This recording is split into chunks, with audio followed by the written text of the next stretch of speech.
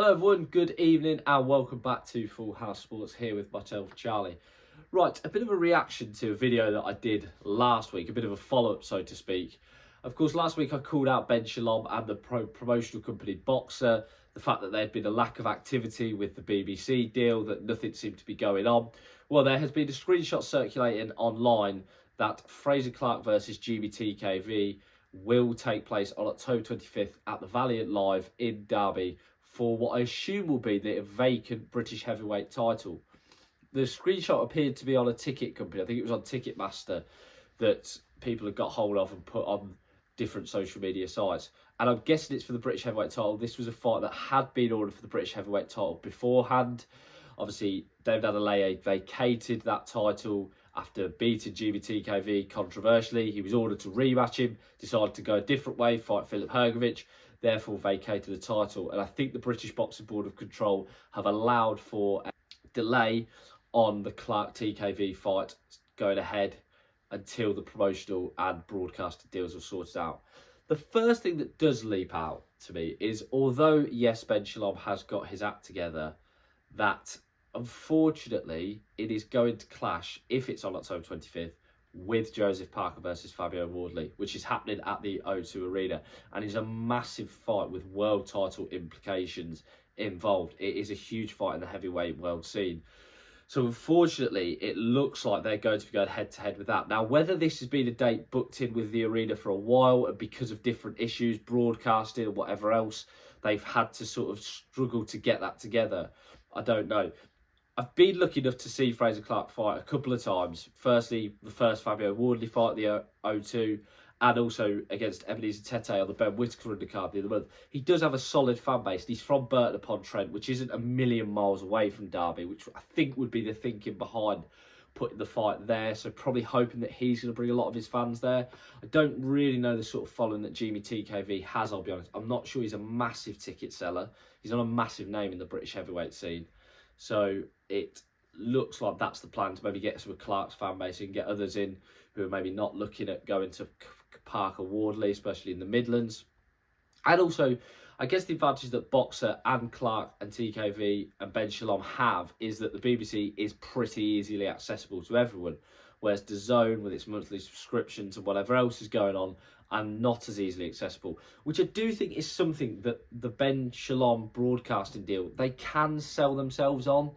They can sell themselves on the idea that they are way more accessible. I mean, I don't know about anyone else, but I am constantly having issues with DAZN. And I mean constantly, whether it be buffering, taking a long time to load, just lots of different sort of technical issues. I think there's people said about the rise in subscriptions. I know NFL fans have had that issue with them. The BBC's we've got if we pay a TV licence. So I guess people will be saying, well, that's quite easy for us to access. I think Clarke will win, and it'll be a nice story for him. You know, obviously we know what happened in the second Fabio Wardley fight. It was pretty brutal. It was pretty destructive, and it would be good to see him win that British heavyweight title, right that wrong. I thought he won the first Wardley fight. I thought from being in the arena, my initial impression was he'd done enough. I know he was knocked down, but I thought he'd done enough to win the fight. I thought his jab did a lot for him in that fight. But I think it'll be a nice full circle moment for him, and potentially then he'll be looking upwards. Just on the British heavyweight scene though, I think there'll be a lot looking at that fight and going, whoever wins that fight is quite beatable. I wonder with Frazer Clarke where he will go after that, because he's probably going to look at fringe world level there. But there's a lot of guys, British guys, who will be looking at that and maybe go, well, I'd like to take him on. I think David Adelaide would probably be looking at going, I'd like to try and win my old belt back. Dave Allen, we thought, wanted the British heavyweight title shot after he beat Johnny Fisher. Of course, he wasn't given that. Like I say, the Boxing Board of Control ordered Clarke TKV. So maybe he, after he beats Matt Madov, goes, actually, I'm above that level now, or maybe he wants to fulfil that dream. You never know. There's others as well that might look at it.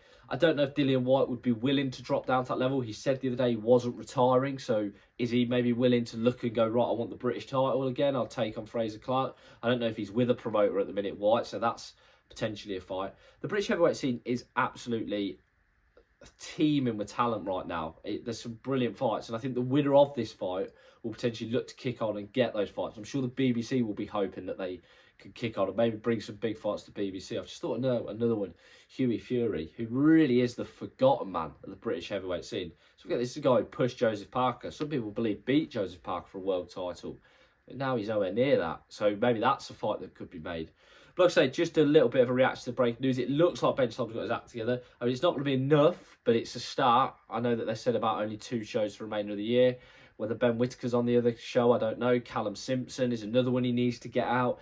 Lauren Price is another one. There's plenty that he needs to get back out there as well. But we'll see. We'll see what sort of undercard is put on as well. But like I say, guys, thank you very much for watching. Please feel free to check out the other content on the channel.